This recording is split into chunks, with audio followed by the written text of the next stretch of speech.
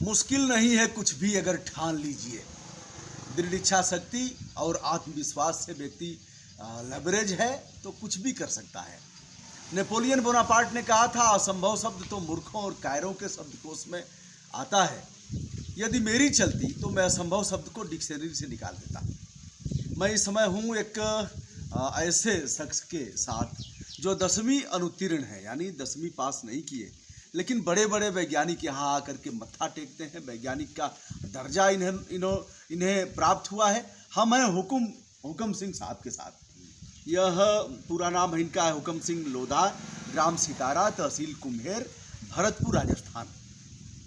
कई प्रजातियां खेती की इन्होंने विकसित किया है। पानी बचाने के क्षेत्र में बड़े बड़े काम किया है। दो राष्ट्रपति ने इन्हें राष्ट्रपति सम्मान से नवाजा है, प्रतिभा देवी सिंह पाटिल और प्रणब मुखर्जी साहब ने। सैकड़ों अन्य पुरस्कार देश से मिले हैं। विदेश के लोग यहाँ खेती देखने आते हैं, इनसे बात करते हैं और इनके द्वारा जो प्रजाति तैयार की गई हैं उन्हें भी देखते हैं।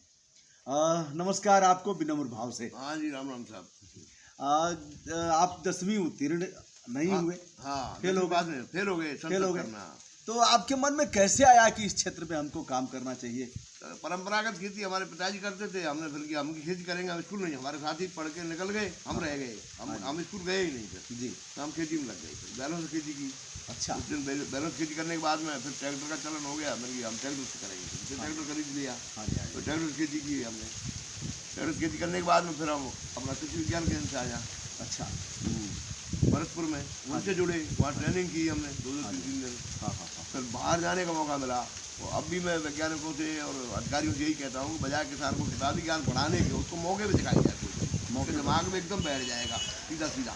पढ़ाने से नहीं बैठेगा। पढ़ाने से क्या है, ट्रेनिंग करके चले गए, किताब और कॉपी बच्चों को पकड़ा दी और फिर अपने काम में लग गए, सबको भूल जाता है। तो इन वैज्ञानिकों से सीख करके मैंने फिर मेरे विचार में आया, मेरा जो क्षेत्र है ये नमक क्षेत्र था। जहाँ नमक बनता था हमारे 3-4 गाँव बीच में नमक बनता था। हाँ, नमक बनता था। क्या यहाँ पानी इतना खारा था कि नमक बनता था? हाँ, इतना खारा था। अभी कुएं मौजूद हैं। अच्छा। बैलों से मतलब पानी खींच के क्यारियों में भरते थे चूल्हे की में। अच्छा। से पानी सूख जाता है, नमक इकट्ठा करके बोरियों में भर के चला जाता है। अच्छा। ऐसा क्षेत्र है। इस क्षेत्र में मैं खेती करता हूँ। देखिए, मैं थोड़ा सा रोकता हूँ। हम लोग तो यही जानते थे कि गुजरात के तमाम क्षेत्रों में समुद्री इलाके में नमक बनता है, लेकिन आज मैंने पहली बार जाना है कि ब्रज क्षेत्र ही आता है। ब्रज क्षेत्र आता है। राजस्थान मैंने पहले भी बताया, भरतपुर ब्रज क्षेत्र का कुछ क्षेत्र का ही है, ये यूपी से लगा हुआ जिला है। यहाँ भी नमक बनता था। मैंने पहली बार जाना। खारा पानी था। खारा पानी था। तो उस पानी को आप कैसे पीने योग्य बना रहे हैं? पीने योग्य, खेती योग्य। उस पानी को हाँ मैंने कर दिया, इसको मीठा कर दिया पानी को, उसको खारे पानी को मीठा कर दिया। हाँ, तो मुझे इसमें प्रतिभा सिंह पाटिल ने मुझे पुरस्कार दिया था। 22 दिसंबर 2010 को उदयपुर में प्रोजेक्ट मिला था मुझे 30 लाख का। अच्छा। तो ये तो वहाँ का दिल्ली का ये है।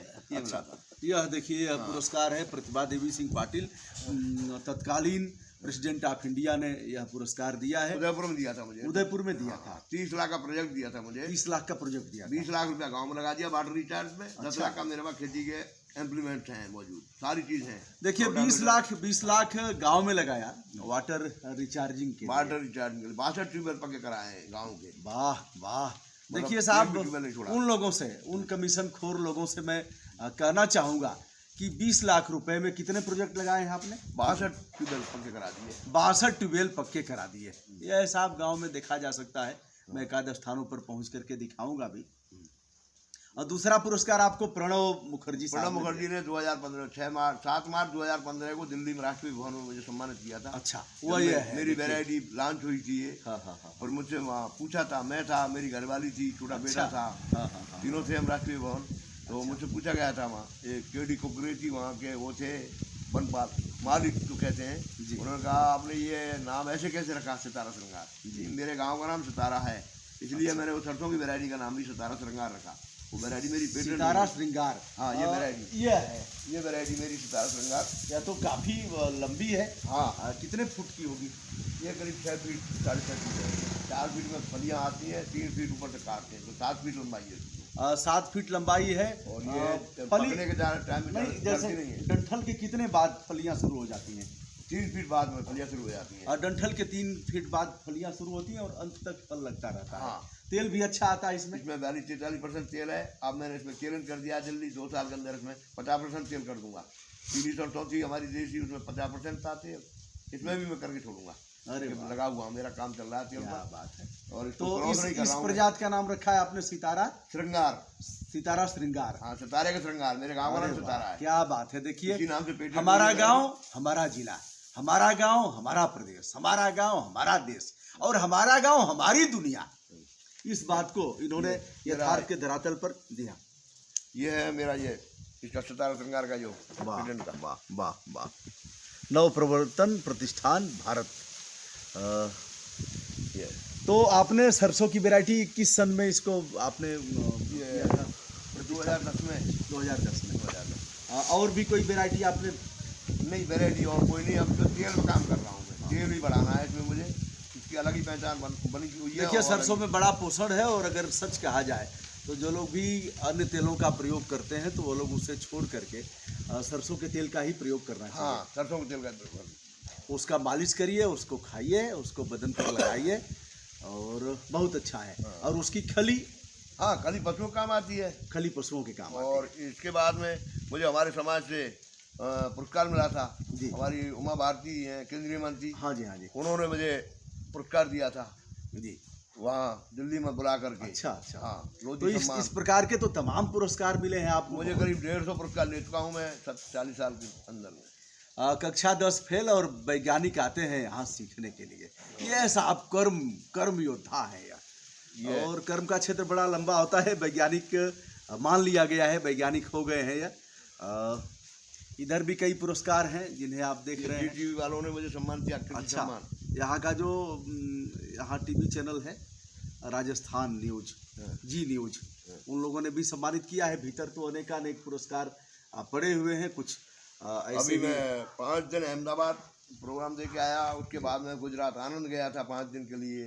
फिर फतेहपुर शेखावाटी मुझे बुलाया, फिर दिल्ली पंचनगर में, पूसा में। मुझे सरकार कहीं न कहीं मतलब ढकेलती रहती है, मुझे रुकने नहीं देते यहाँ पे। यहाँ विदेशी आने लगे। देखिए लगातार चलते रहते हैं, विदेशी भी यहाँ आने लगे हैं, आते हैं देखने के लिए। अब मैं इसके साथ साथ जो ट्यूबवेल रिचार्ज कराए उसके बाद में अब मैं घरों में टैंक बनवा रहा हूँ गाँव में। अच्छा। हाँ, सरकार से पैसा कराऊंगा मंजूर, घरों में टैंक बनवाऊंगा कि बरसात का पानी बह के जाता है वेस्टेज, छत का पानी, छत को साफ करके पहली बरसात में, दूसरी बरसात शुरू हो तो उसको टैंक में ले लो पानी को, पशुओं को पिलाने काम में ले लो, नहा लो, कपड़े धो लो। बिसलरी है वो पानी, 20 रुपए की बोतल आती है, वो पानी बह के जा रहा है बरसात का। देखिए बड़ी बात कहा, जो बरसात का पानी है वो बिसलरी से भी अच्छा है। उस पानी को टैंक में हम जमा करेंगे।